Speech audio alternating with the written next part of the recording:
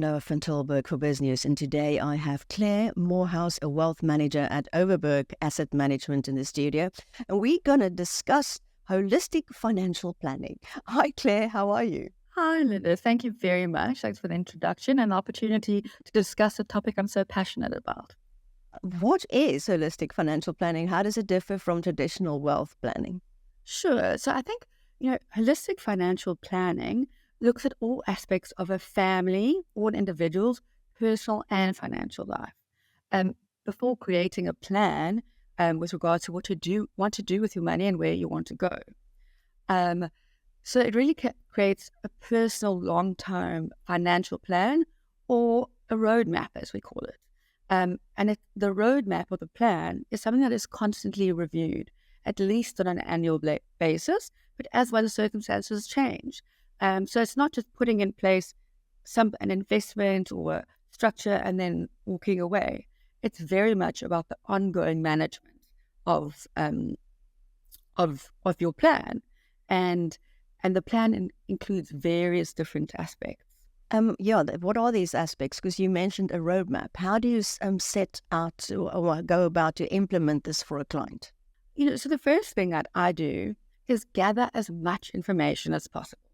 So what investments do you have? Are you single? Do you have a family? Do you have beneficiaries? And kind of really look at your whole picture. Do you have life insurance in place? Do you have assets offshore or onshore? So it really starts with information gathering.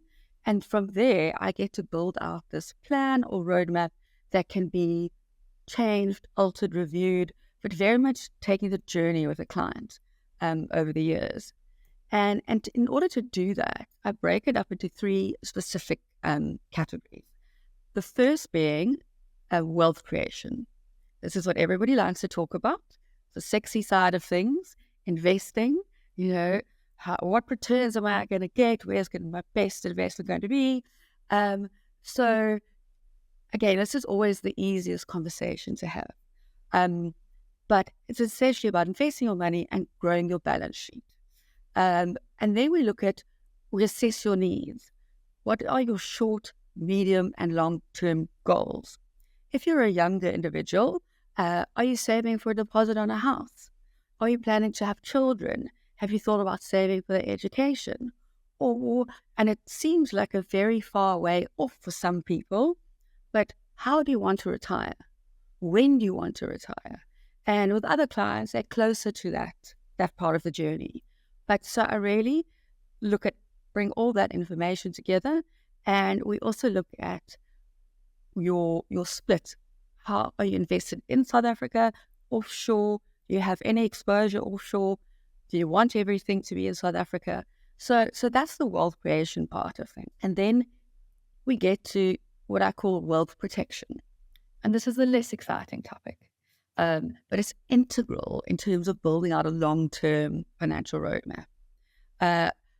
When you're young, your most valuable asset is your ability to earn an income and then save for these future goals. If you are in an accident or some way lose the ability to earn an income, it's very important that we look at income protection, disability cover, as well as life cover if you have a young family. So that's why this is so important in terms of you wouldn't be able to continue creating wealth if you were unable to earn an income. So it really is a very important side of it. And also what is very important to note is that as you go along your journey in life, these needs change and they cross over. So if as a wealth manager and a financial planner, I need to be looking at when you're getting close to retirement.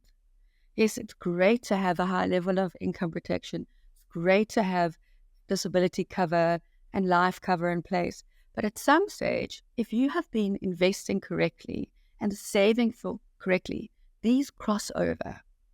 And you could then be potentially putting more money towards your savings or investments.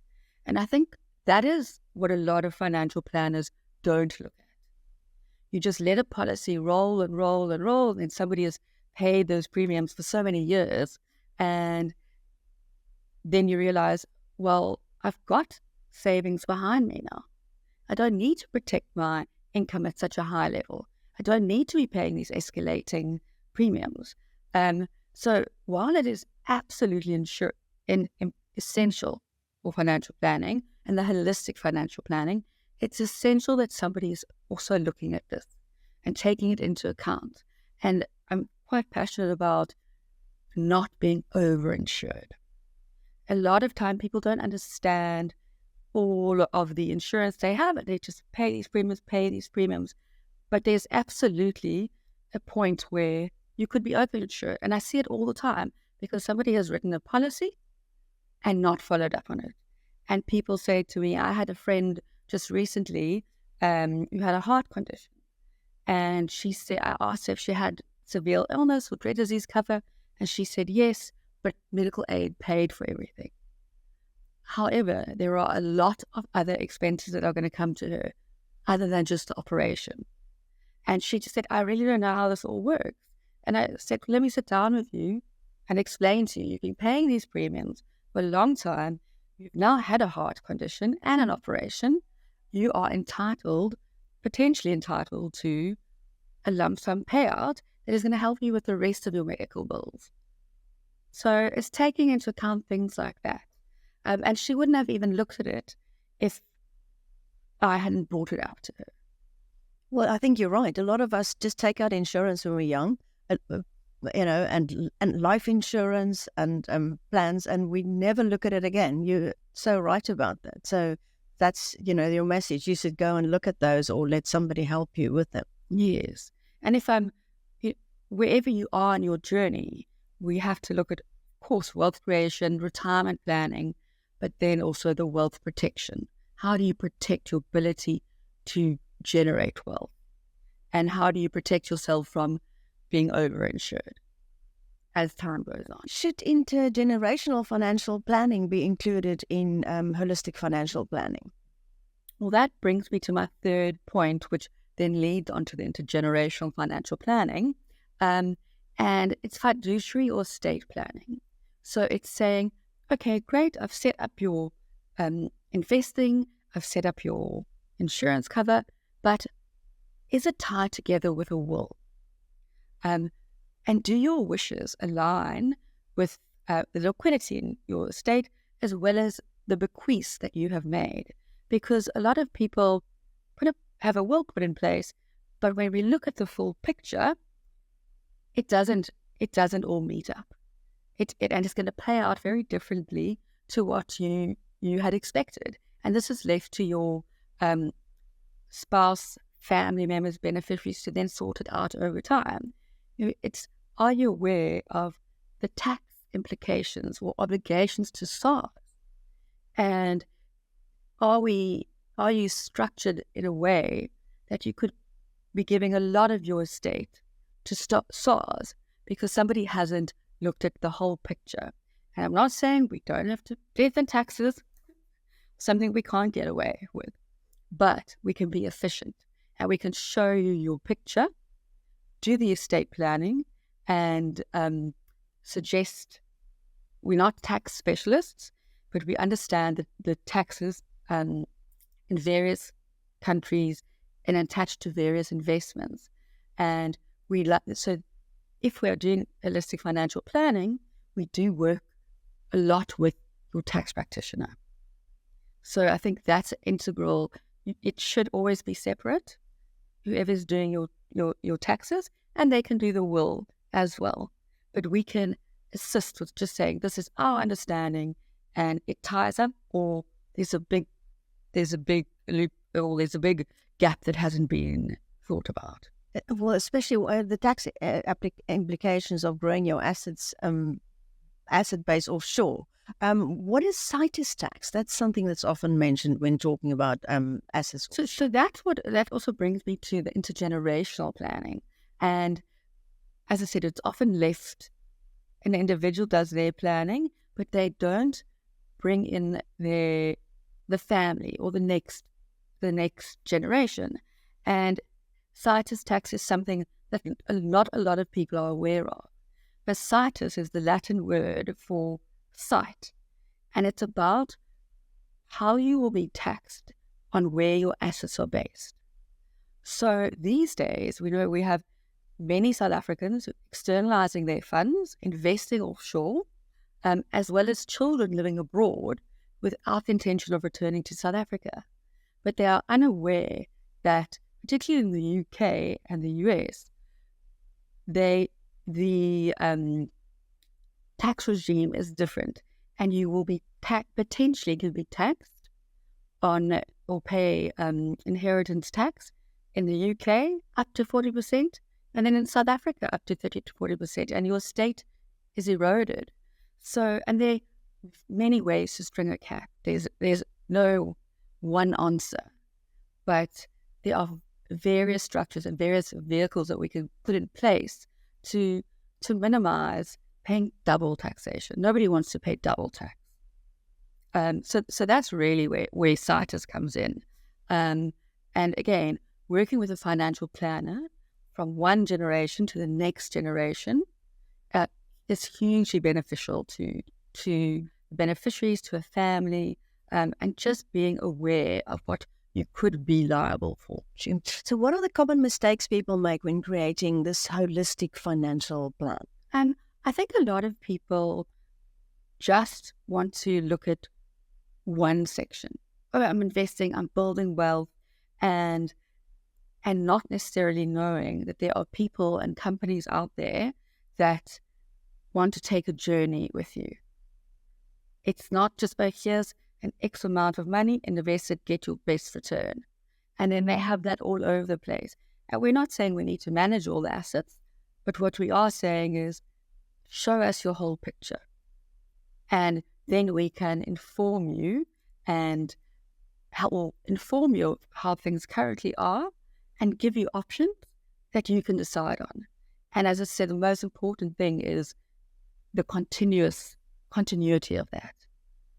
You need to have somebody looking at your full picture and reviewing it. And what we ask clients, I always ask clients is, if you have a life-changing event, getting married, having a child, the loss of a loved one, change of employment, please let me know.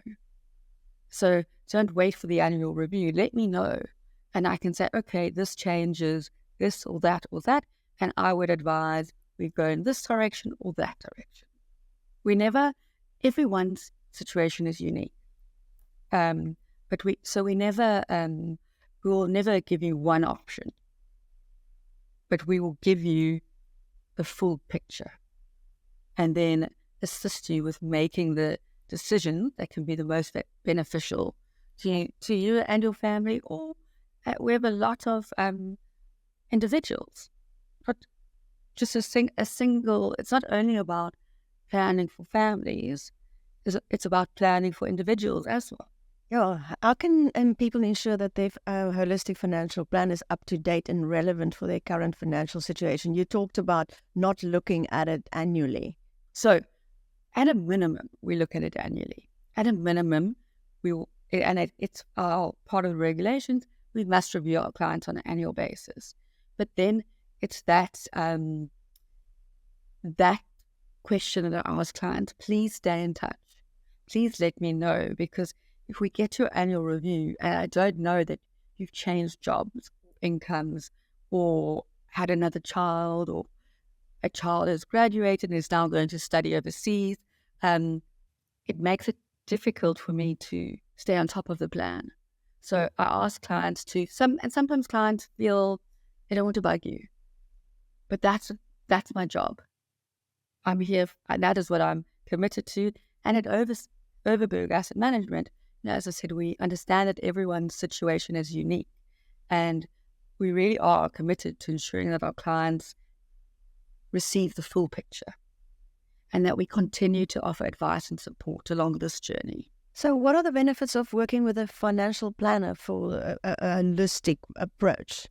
So I think it's, we are traditionally called wealth managers, but wealth manager is also a financial planner. So the word wealth manager is sometimes deceptive because it makes you feel that this person is just going to invest for me.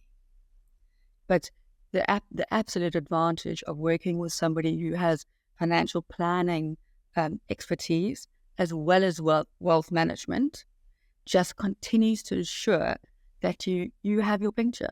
You know, okay, if the markets are down, so we might have an annual review when the markets are down, which has happened for the last 2 years, but we still believe the client is in the right portfolio, the right investment to meet their longer term goals. So often you'd have a knee-jerk reaction from a client saying, oh no, the markets are down, I want to take my money out. Whereas that's just crystallizing a loss. And if we can explain why the markets or portfolios are down and that these were the long-term goals we're working for, this is still the right option for you. Or if your goals have changed, we can then potentially look at changing your portfolio. So nothing is static. I think that's the most important thing. The benefits of working with wealth managers and financial planners is that our duty is to continually have a relationship with you over time, not just send out an annual statement, not just a policy doc that you get and you don't understand. So yeah, those are the main benefits. Yesterday I had an interview with somebody who talks about Generation Z and how more and more of Generation Z is coming into the workplace. Do you find, are they aware that they need to do financial planning? Or do they think, oh, I'm young enough, plenty of time? There's kind of a balance there. Sometimes there is a sort of as you said, I'm young, I don't need to think about that yet. But in general, I have found my younger clients to be far more aware. The internet offers so much information, and that's also where they are open to working with a financial planner, because there's all this information out there so that they know there are hundreds of investment options, there are all kinds of things. But if somebody can help them to have a starting point, they are finding that comforting. So I definitely find I've worked in finance for 21 years, and particularly in individual financial planning, wealth management for 12 years. And I'm definitely finding the younger generation far more open to having a plan, and also the awareness around, as a medical professional, as somebody working in fintech, they have specialized in these areas, and they respect and understand that we are specialized in our areas. So, and they don't have the time to go and do this all themselves. So yeah, definitely finding, I would say, overwhelmingly an openness from the younger. That's interesting. Claire Moorhouse, a wealth manager at Overberg Asset Management, thanks so much for speaking to us. No, thank you very much for the opportunity.